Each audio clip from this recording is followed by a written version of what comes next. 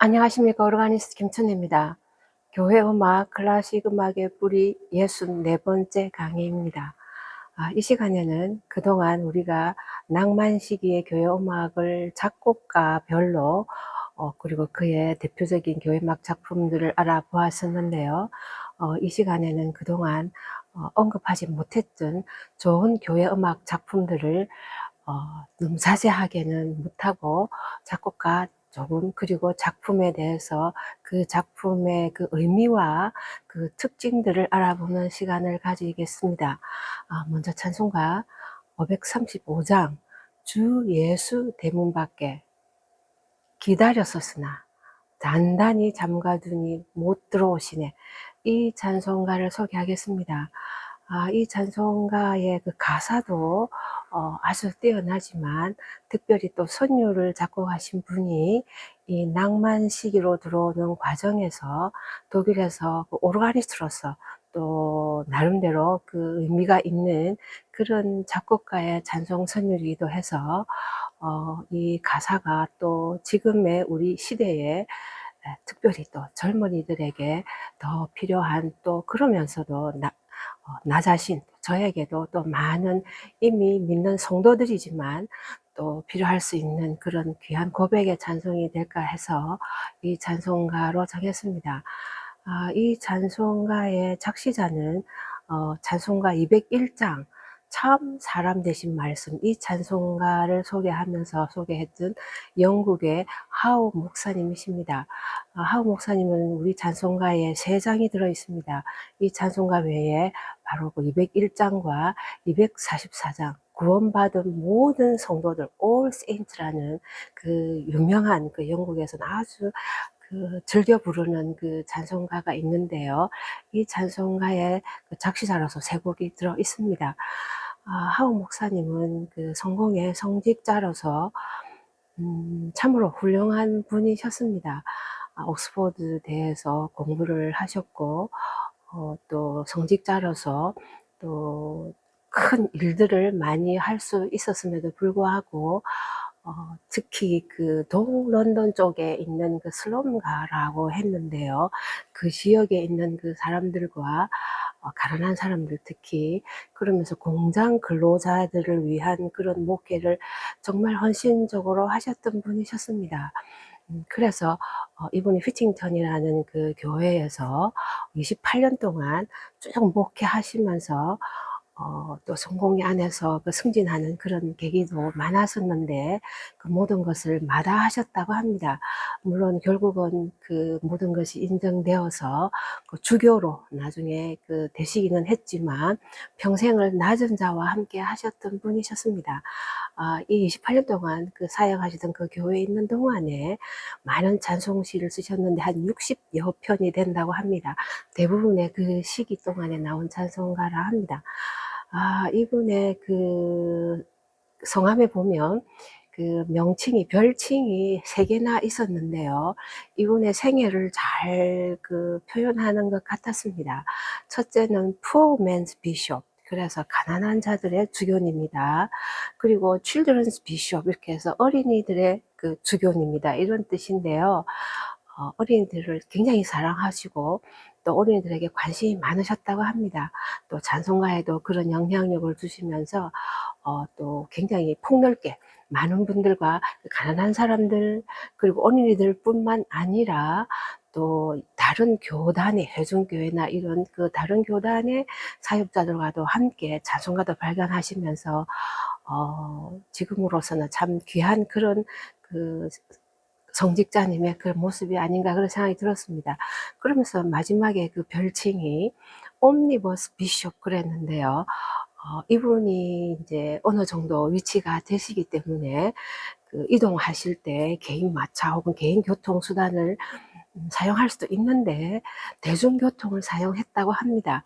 그래서 대중교통을 사용함으로 해서 또 더 많은 사람들과 접하면서 또 대중교통 사용한다 하면 또 뭐라 그러나요? 또 낮은 자에 있는 또 도움이 필요한 사람들이 많을 수도 있으니까 이분의 사역에 더 그 직접적인 그런 일도 되겠지만 이분의 그 전체적인 삶에서 그 겸손한 자세의 그 모든 삶의 모습을 대변하는 것이 아닌가 싶습니다. 가사는 좀 더 나중에 보고요. 작곡가인데요. 말씀드린 대로 이 곡의 그 작곡가가 우리 찬송가에 나와 있듯이 유스틴 크넥트라는 분입니다. 이분은 1753년에 이렇게 태어나신 분인데요. 바로크 끝나고 로코코와 그 프리클래식 그리고 그 낭만기 초까지 1817년까지 사셨던 분이신데요. 오르가니스트고 작곡가이시고 또 문학 교사이시기도 했습니다.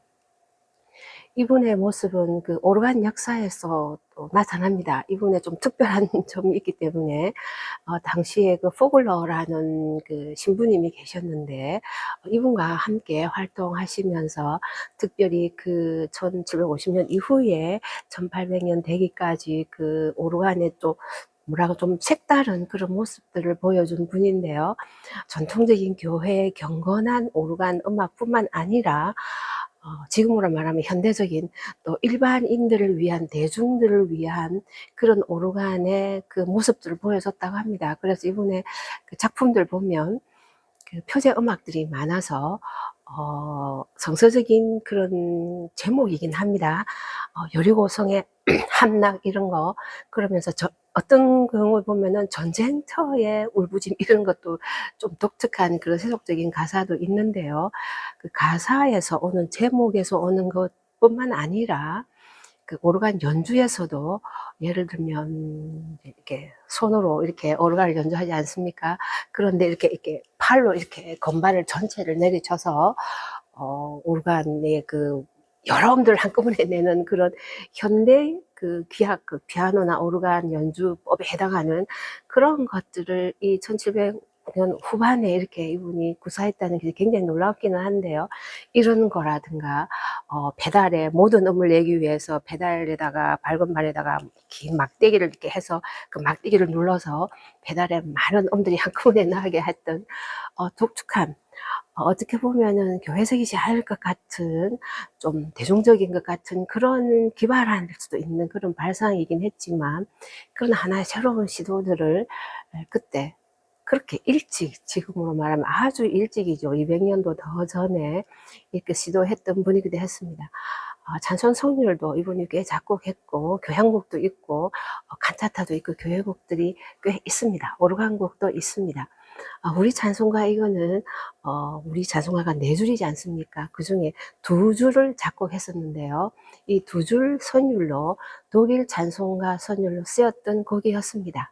이것을 그 이후에 영국의 성직자이신 에드워드 허스밴드라는 그 목사님께서 크넥트의 그 독일 찬송가 2줄로 되어 있는 선율을 가져오시고 또 2줄을 추가로 작곡하셔서 이렇게 현재의 그 찬송 선율이 되었다고 합니다. 가사가 참으로 뭐라 그러나요? 우리의 모습을 잘 드러내고 있는 것 같죠. 예수님께서 문 밖에서 서서 우리를 기다리고 계시는 것이죠.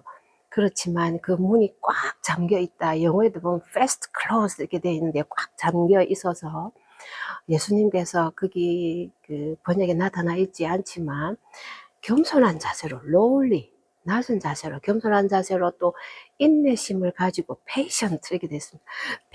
인내심을 가지고 낮은 자세로 우리를 기다리고 계신다 이렇게 되어 있습니다.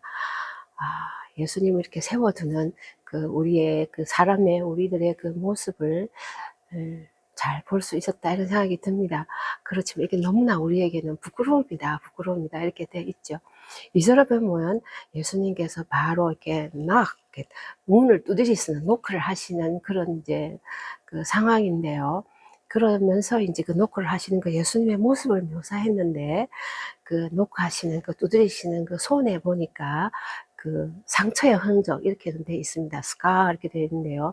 옷자국이겠죠. 상처가 있고 그 다음에 이마에는 그 가시 면류관을 쓰신 그 흔적이 있고 또 그 예수님의 얼굴에는 그 상처가 많이 나셨을 때 눈물이 너무 나셨기 때문에 그 눈물로 범벅되었던 그 얼굴의 흔적이 이렇게 세세하게 되어 있습니다. 손의 상처뿐만 아니라 가시 면류관의 이마의 상처, 얼굴에 눈물을 많이 흘리셔서 또 그 눈물의 그 흔적들이 나와 있는 그 예수님의 그 얼굴의 모습을, 손의 모습을 묘사하고 있는데요.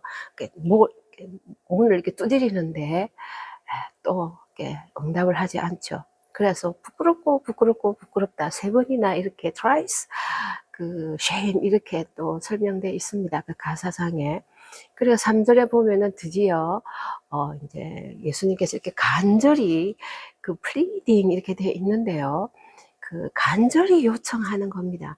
우리가 간절히 요청한다는 거는 일반적으로 뭐가 필요해서 우리가 하나님께 기도할 때 prayer라고도 하지만 정말 간절히 요청할 때 plead라는 단어를 쓰는데요. 바로 예수님께서 우리에게 이렇게 pleading, 간절히 요청하고 계시다. 이렇게 되어 있는 가사를 보면서 참 우리가 부끄럽다, 제가 부끄럽다 이런 생각이 많이 들었습니다. 간절히 요청을 하셔서 또 기다리시면서 이제 요청을 하셨는데 결국은 이제 문을 여는 그것으로 종결이 되죠. 그래서 문을 열고 거기 보면은 Dear Savior, 친애하는 사랑하는 구세주여. 그래서 Enter, Enter. 들어오십시오, 들어오십시오. 이렇게 2번이나 반복되어 있습니다. 예수님이 간청하셔서 결국은 그 사람이 이제 어리석었지만 부끄러웠지만 문을 열어서 들어오십시오, 들어오십시오. 2번이나 그렇게 얘기를 하고요. 그리고는 영원히 우리를 떠나지 말아 주십시오. 이렇게 그 얘기를 합니다. 이 가사를 보면서 우리가 예수님을 믿는다고 하지만 또 종종 예수님을 또 문 밖에 세워두었던 그런 기억들을, 경험들을 또 많이 하면서 또 현대에 또 많은 또 특히 젊은이들 가운데서 예수님이 그렇게 부르시고 노크를 하시고 두드리시고 기다리시고 겸손한 자세로 낮은 자세로 간청하시기까지 하지만 문을 열지 않는 그런 모습들을 보면서 그러나 결국은 열어서 구세주로 우리가 고백을 하고 세이비어 이렇게 고백을 하면서 들어오십시오, 들어오십시오 이렇게 하는 그런 예수님의 결국은 초청에 우리의 그 모습이 응답하는 모습이 되고 또 많은 분들이 또 주님 그 요청에 그 문 두드림에 그 응답해서 주님의 백성이 되는 이러한 세상을 생각하면서 또 귀한 찬송이라는 생각이 들었습니다. 찬송가 다시 한번 들어보시겠습니다.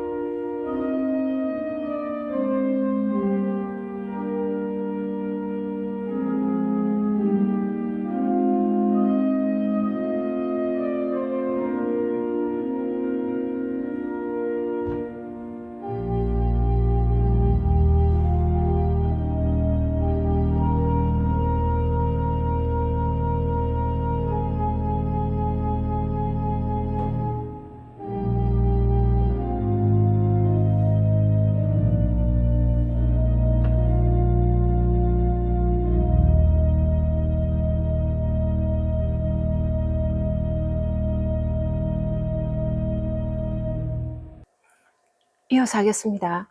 그동안 낭만 시기의 교회음악 작품들을 작곡가별로 좀 자세하게 알아봤었는데요. 이 시간에는 그동안 언급하지는 못했지만 낭만 시기의 그 의미 있는 그 교회음악 작품들을 레퀴엠과 오라토리오, 미사 이렇게 한번 알아보겠습니다. 특히 낭만 시기의 레퀴엠 하면 베르디 레퀴엠, 브람스 레퀴엠, 포레 레퀴엠을 많이 얘기를 합니다. 먼저 베르디 같은 경우에는 여러분이 아시겠지만 오페라 작곡가이시죠.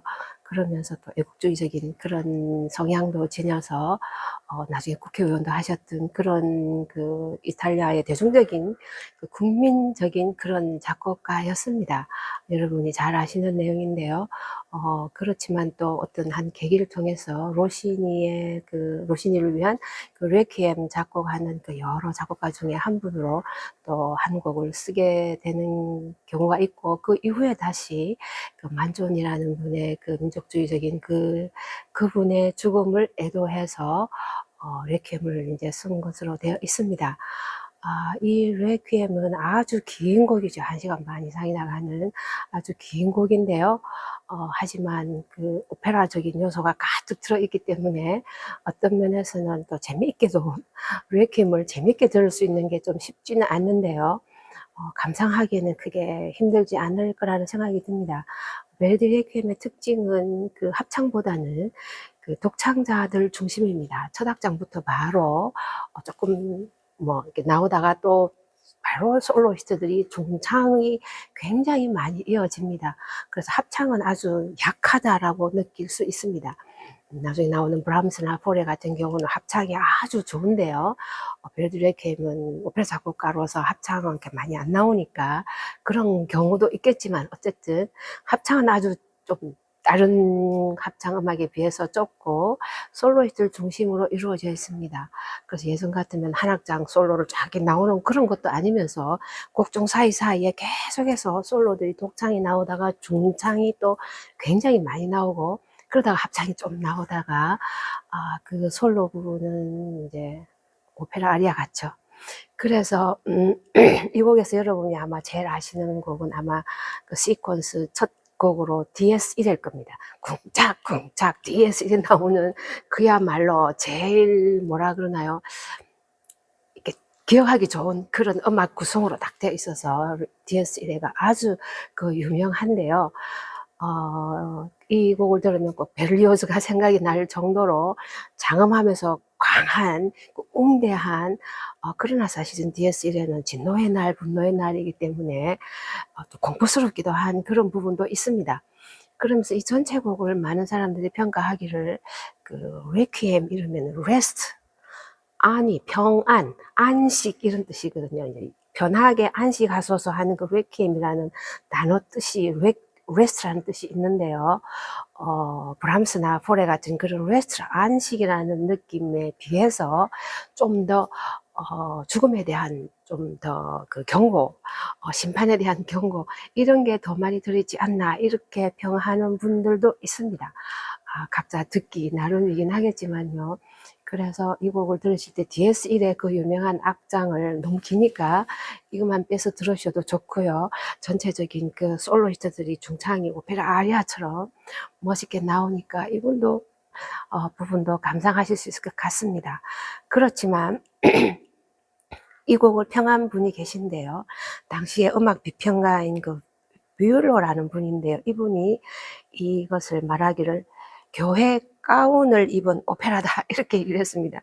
오페라는 오페라인데 교회 옷을, 교회 가운을 그 베스트먼트를 했는데, 성가대가 입는 가운이든지 아니면 성직자가 입는 그 성복이 있잖아요. 그런 성복을 입은 그 교회 옷을 입은 성직자들이나 성가대가 입는 그 옷을 입은 오페라라고 평할 정도로 끝은 교회적이지만 가사가 그 교회 가사니까요. 그렇지만 그 안에 음악은 오페라 같아, 이런, 다른 말로 하면 일반적인 음악, 세속 음악일 수 있다, 이런 의미가 되겠죠. 당시에 많은 그 음악들이 좀 그랬습니다. 바로 또 다른 곡들을 소개하면서 또 연결해서 얘기할 수 있을 것 같은데요.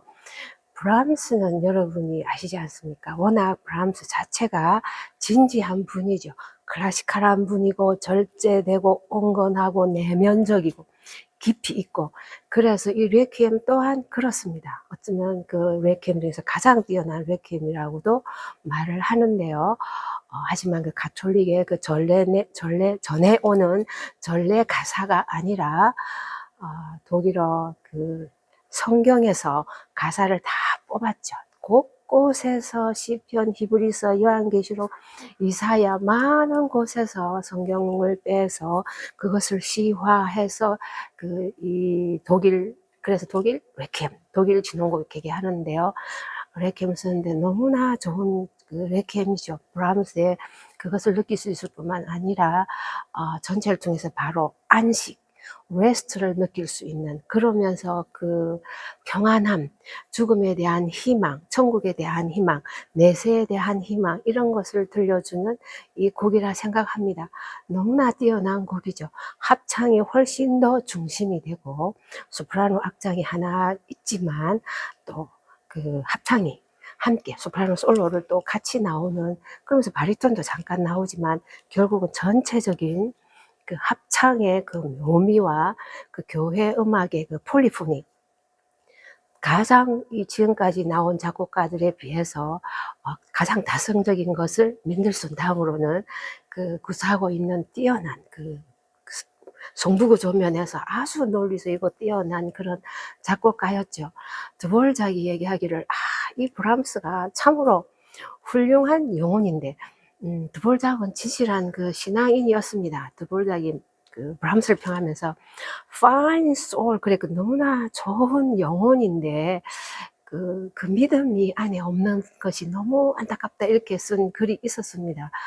그래서 하나님에 대한 기본적인 그 사상이 있었는지 모르지만 신앙자로서, 신앙인으로서 볼 때는 조금은 그만큼은 아니었다는 그런 느낌이 듭니다. 너무나 아름다운 그 일곱 악장, 그 안식으로 시작해서 또 안식으로 1악장과 7악장은 거의 비슷하게 하죠. 그래서 그 아치 형태다, 이렇게 얘기를 많이 합니다. 그래서 요 악장이 이렇게 생겨서 4악장이 중간에 있으면서 주님의 전이 얼마나 아름다운지요 하는 How Lovely라고 하는 이 악장이 너무나 아름답죠.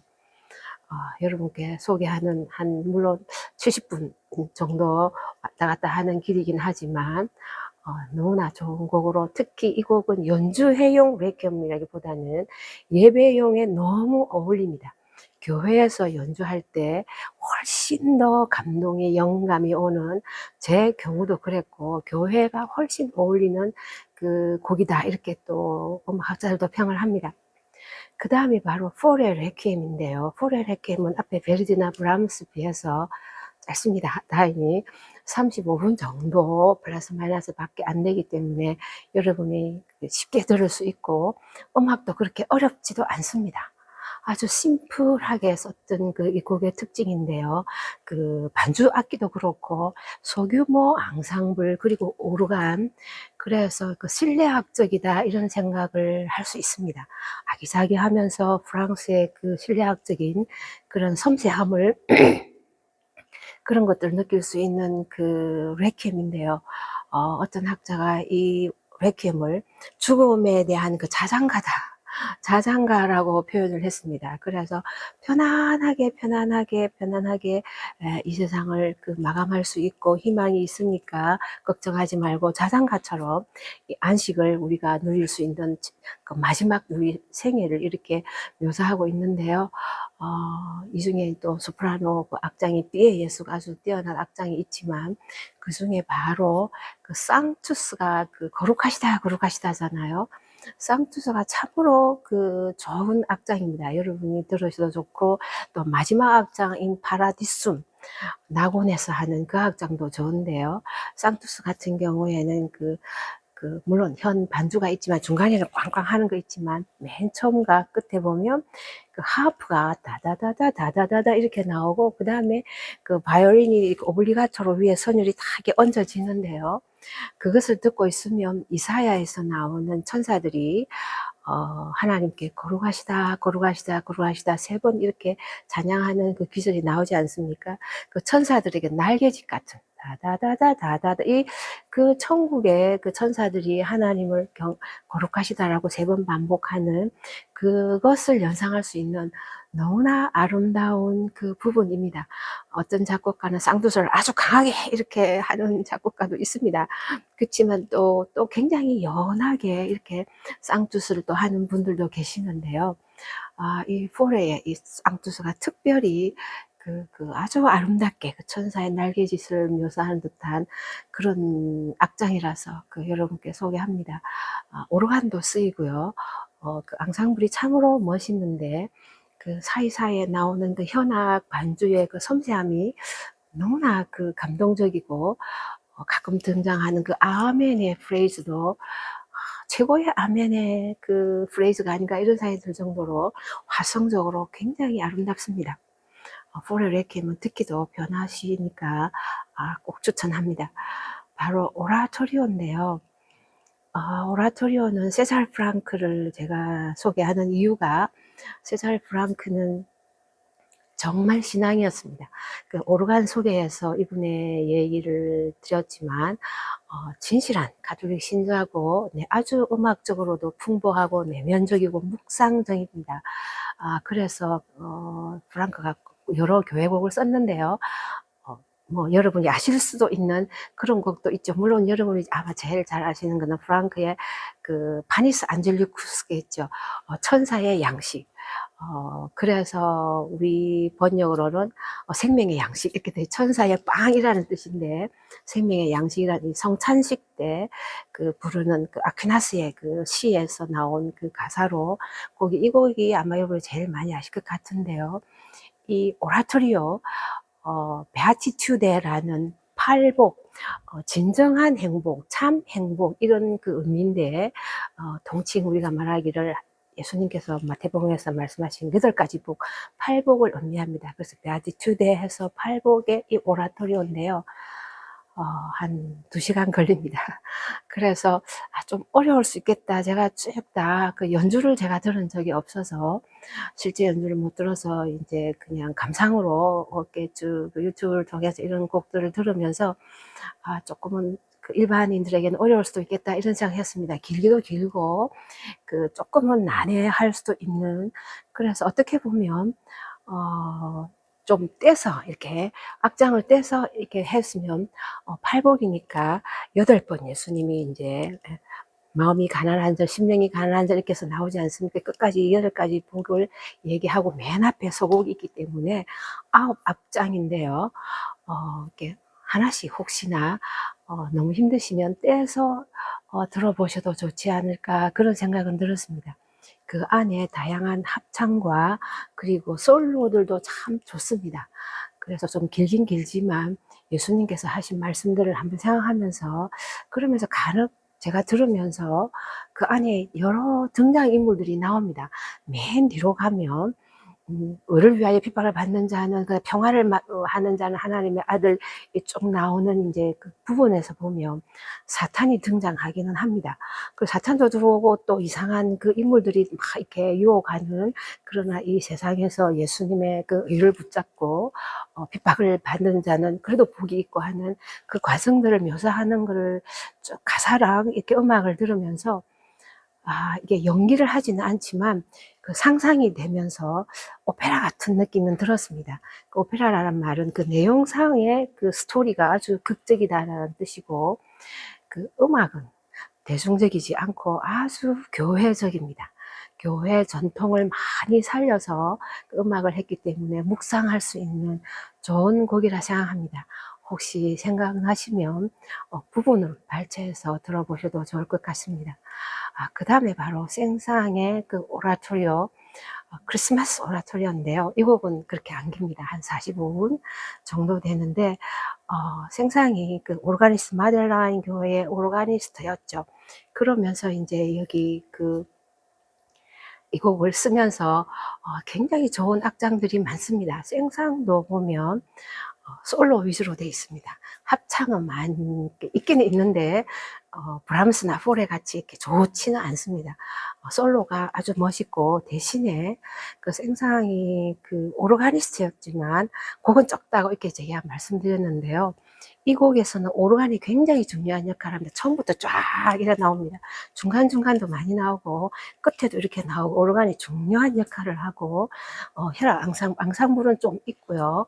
그러면서 하프도 있고 이렇게 해서 기악이 아주 위주가 되어서 기악만 쫙 이렇게, 선악장 같은 경우는 그렇게도 나오고, 그래서 아주 좋은 기악 곡, 그러면서 솔로 곡들, 그리고 합창, 이렇게 생각하시면 될 것 같습니다. 이 곡 중에서 맨 마지막에 보면 따다다 따다단 따다다다다, 이 그 성가대가 가끔 부르는 그 합창곡이 있는데요. 이 곡이 맨 끝에 나옵니다. 그래서 알렐루야 이렇게 해서 알렐루야로 끝납니다. 크리스마스 그 합창곡, 짤막하지만 성가대가 가끔 부르는 곡인데요. 이 곡이 맨 끝에 나옵니다. 그래서 뒤쪽 부분에 크리스마스 오라토리오니까 뒤쪽 부분에 한번 보셔도 들어보셔도 괜찮을 것 같습니다. 이 곡은 또 말하기를 오라토리오에 비해서는 좀 짧으니까 칸타타적이다 이렇게 표현하는 것도 있긴 합니다만은 그 쌍쌍이 여러분 아시지만 워낙 뛰어난 천재지 않았습니까? 여러분 동물의 사육제, 백조 이 정도, 그리고 심포니, 오르간 심포니라는 그 심포니, 또 첼로 협주곡, 피아노 협주곡을 아시겠지만 이미 이분은 굉장히 천재이기 때문에 이 오라토리오도 굉장히 멋있습니다. 맨 끝에 나오는 그 합창곡뿐만 아니라 안에 있는 다른 곡들도 눈여겨 들으시면 좋겠다 싶습니다. 그러면서 그 오라토리오의 드보아의 그리스도의 마지막 7번 말씀, 이런 뜻이죠. 그래서 보통 십자가상의 출현 이렇게 얘기를 합니다. 이거는 엄밀하게 얘기하면 순환곡입니다. 패션 오라토리오입니다. 순환곡은 그 르네상스, 아주 더 일찍 중세부터 시작해서 작게 시작해서 르네상스의 또 바로크 때 바하의 순환곡이 쫙 있지 않습니까? 그 순환곡의 역사가 굉장히 깊은데요. 낭만기 들어오면 별로 많이 안 씁니다. 그래서 이런 걸 보면서 낭만 시기에 그 우리 일반적인 사람들의 그 심성이 그 영적으로 많이 약해졌다는 생각이 들었습니다. 왜냐하면 그 패션을 그 순환곡을 잘 안 쓰니까 예수님의 십자가를 묵상하는 그 굉장히 중요한 그 교회 합창 음악의 전통인데 아주 드문 편이거든요. 특히 뛰어난 건 더 드물고요. 그런데 바로 드보아의 예수님의 그 그리스도의 마지막 7말씀 이렇게 해서 십자가상의 7월이 나오는데요. 7말씀이니까 앞에 소곡이 하나 있고 그 다음에 이제 예수님의 7말씀이 쭉 이어집니다. 이 부분 가끔 우리나라에서 연주됩니다. 저도 저희 교회에서 연주한 적도 있고, 그래서 어떻게 보면은 잘 알려져 있는 곡인데요. 알려져 있다는 것이 그만큼 좋은 곡이라는 의미도 되겠죠. 드보아의 그 합창도 좋고, 또 특히 솔로곡도 참 좋습니다. 솔로곡도 참 좋기 때문에 가끔 들으면 이건 좀 오페라 아리아 같기는 하다 이런 생각은 들 수는 있습니다. 그렇지만 또 역시 또 드보아도 좋은 그런 그 신앙인으로서 그 교회 오르가니스트도 했고 또 지휘자도 했고 그 같은 마델라인에서 생상 제자거든요, 드보아가. 그러면서 또 포레에 또 같은 제자이기도 해서 또 포레가 또 이어서 또 마델라인 교회의 이 세 분이 그 마델라인 교회 생상 드보아 또 포레가 이렇게 그 지휘자로 오르가니스트로 이렇게 이어받으면서 서로 했었는데요. 이 좋은 곡입니다. 그래서 그 영적인 부분도 상당히 많고, 특히 이제 그 서곡이 있고 예수님의 첫째 말씀, 두 번째, 세 번째 맨 끝에 제가 하나님께 제 영혼을 부탁하나이다 하는 그 마지막 말씀 끝나고 나면 극적인 그 성전 휘장이 찢어지는 듯한 그 광경을 묘사한, 그리고 땅이 흔들리고 하는 그 성경의 부분 있죠. 그래서 그게 쫙 펼쳐지는 그 계하기, 오케스트라가 이렇게 쫙 연주가 됩니다. 연주가 되고 나서 마지막으로 이렇게 딱 무반주로 나오다가 잠깐 악기가 좀 나오다가 다시 무반주로 끝나는 짧은 그 종결 합창 부분인데요. 이 곡이 너무나 멋있지 않습니까? 아카펠라로 나오는 걸. 주님을 경배하며, 번역하면 그렇게 되는데요. 아도라무스테 크리스테, 그리스도여, 그리스도를 내가 경배합니다. 베네디치무스테 TV, 당신을 축복합니다. 따라라 아도라무스테, 쭉 나오는 크리스테 베네디치무스 TV, 이렇게 해서 그리스도를 찬양하고 당신을 축복합니다 하는 이 마지막 이 무반주로 나오는 4부 합창, 찬송과 같은 합창. 이것이 그 앞에 다양한 것들이 물론 있었지만 진짜 가장 멋있는 그 종결이면서 좋은 부분이 아닌가 그런 생각이 들었습니다. 혹시 드보아의 그 그리스도의 마지막 칠언을 들어보신 적이 없으면 맨 끝에라도 들어보시고 중간중간에 그 멋있는 그 독창곡과 합창곡도 함께 들어보시면 좋겠다 싶습니다. 그러면서 미사곡으로 꼭 언급하고 싶은 여러분이 아실 수도 있어서 싶은 분이 바로 구노의 미사 세칠리아, 성 세칠리아 미사입니다. 구노는 사실은 굉장히 신앙적이면서 사제가 될 뻔했던 분입니다. 이분이 그 5년 동안 그 신학을 공부하기도 했었는데 사제의 길은 가지 않았는데요. 이 미사를 여러 교회곡은 많지만 이 미사가 특별히 많이 연주되는 그 미사곡입니다. 그 중간중간에 나오는 여러분 곡들 잘 아실 것 같고요. 그 중에 쌍투스는 너무나 알려져 있는 거죠. 구노의 쌍투스 하면 그 소프라노가 쌍투스 나오잖아요. 따라 따라라 이 쌍투스 이렇게 나오고 그다음에 합창이 똑같은 거를 반복하고 또 따라라라 또 솔로가 나오면 또 그것을 반복해서 굉장히 호산나 호산나 인 엑셀시스테오 하는 그 뭐라 그러나 큰 한호성 같은 그렇게 나오고 다시는 또 아주 피아니시모로 쌍투스 이렇게 해서 끝나는 이 쌍투스 악장을 여러분이 제일 많이 아실 것 같습니다.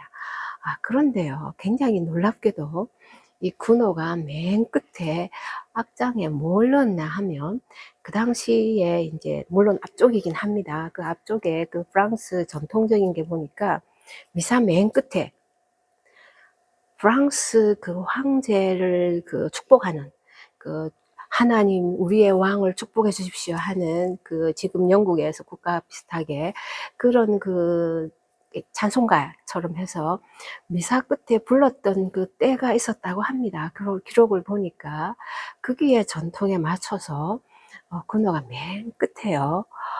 이런 찬송가를 넣었습니다. 아주 제 끝에다가 도민의 삶 이렇게 해서 그 주님이여 우리를 구원해 주소서 이런 의미인데요. 이 세 가지 기도문이 짤막짤막하게 찬송가가 이어지는데요.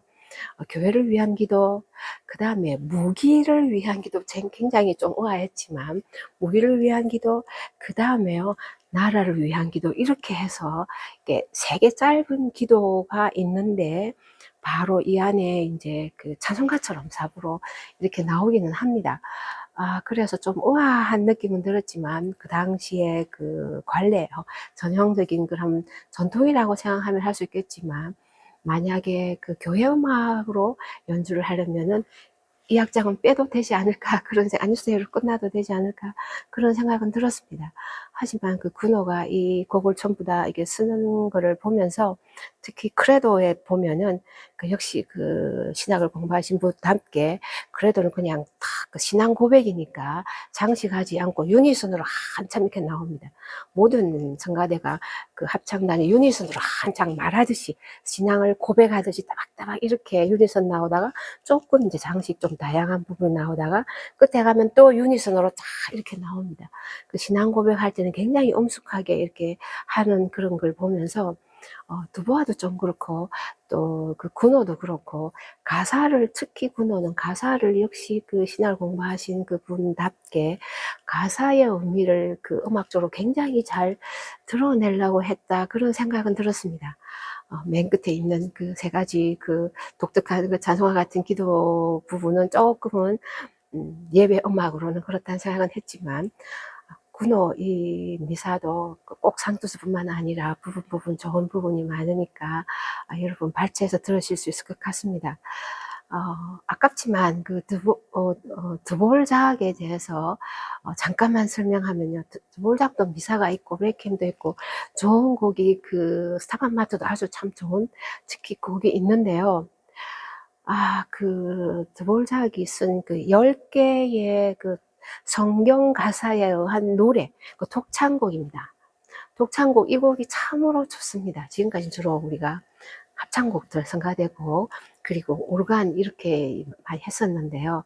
이 독창곡도 사실은 많은 작곡가가 썼습니다. 맨델손도 많고 좋은 작곡가들이 다 교회 시크릿송 이렇게 해서 많이 썼었는데요. 이 드보르작이 워낙 뛰어난 신앙인인데요. 이분이 쓴 그 10개의 특히 그 시편에서 나오는 가사입니다. 그렇게 길지 않습니다. 2분, 3분 정도짜리 되는 그 10개로 이렇게 쫙 한 열로 해서 그 좋은 그 독창곡이 있습니다. 다양한 그 키로 돼 있으니까 만약에 원하시면 낮은 키도 되니까 그 교회 음악을 하시는 그 성악가들에게는 참 좋은 레퍼토리인데요. 굉장히 좋은 곡이라고 제가 추천합니다. 이 전체 곡을 이제 결론을 우리가 조금이라도 만들어 보면 이 한 8분의 곡들인데요. 합창음악은 전체적으로 합창보다는 독창자로 많이 중심이 되어가는 경향을 볼 수 있습니다. 브람스나 포레 같은 분은 합창을 또 많이 썼고 프랑크도 합창 부분이 많긴 하지만 베르디나 생상이나 또 두보아 또 다른 여러분들을 보면 합창보다는 솔로가 더 뛰어나고 아름답기도 하거든요. 그래서 개인적인 그런 모습들을 더 드러내고 조금 다른 표현들이 이게 19세기 후반에 오지 않나 이런 생각이 들었습니다. 예를 들면 그전에는 독창 한 곡만 딱 이렇게 할 때도 있는데 독창 한 곡만 있는 경우는 아주 드물고요.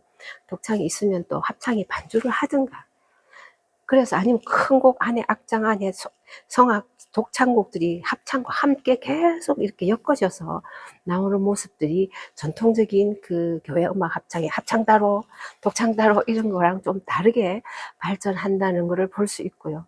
중창도 많이 발전되고 있다는 생각이 들었습니다. 그러면서 이 전체적인 오늘 작품들을 보면 오르간이 여전히 많이 사용되고 있었습니다.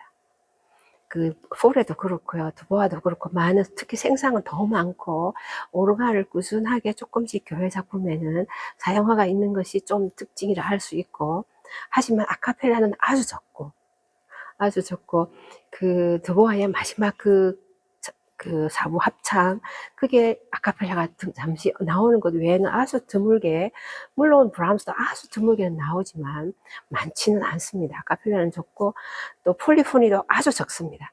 브람스가 가장 그 다성적인 면이 뛰어나서 더 많이 사용했고요. 그렇지만 포레도 이 다성적인 텍스처가 아주 멋있게 가는 부분도 있다는 그 느낌을 받았습니다. 프랑크도 이 다성이 뛰어났기 때문에 또 있고요.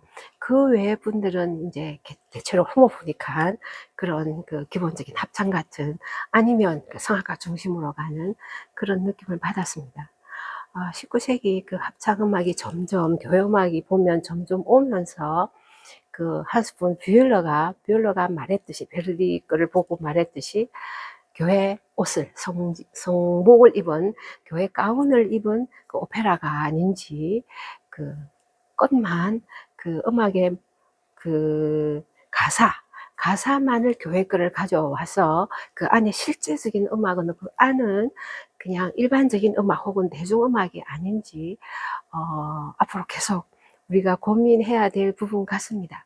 하지만 저번 강의 말씀드렸듯이 이렇게 함으로써 또 교회 밖으로 교회 음악이 나가서 교회 밖에 있는 분들에게 교회 음악을 조금이라도 전하고 그분들과 공감대를 가지면서 또 다양한 방법으로 하나님을 찬양하는 그런 통로가 되고 계기가 된다면 그 또한 하나님께서 쓰시지 않을까 이런 생각합니다. 다음 시간에 또 이어서 우리가 알아보지 못했던 특히 영국 지역의 그 낭만식 교회 음악들을 또 조금 더 살펴보는 시간을 가지겠습니다. 다음 시간 뵙겠습니다.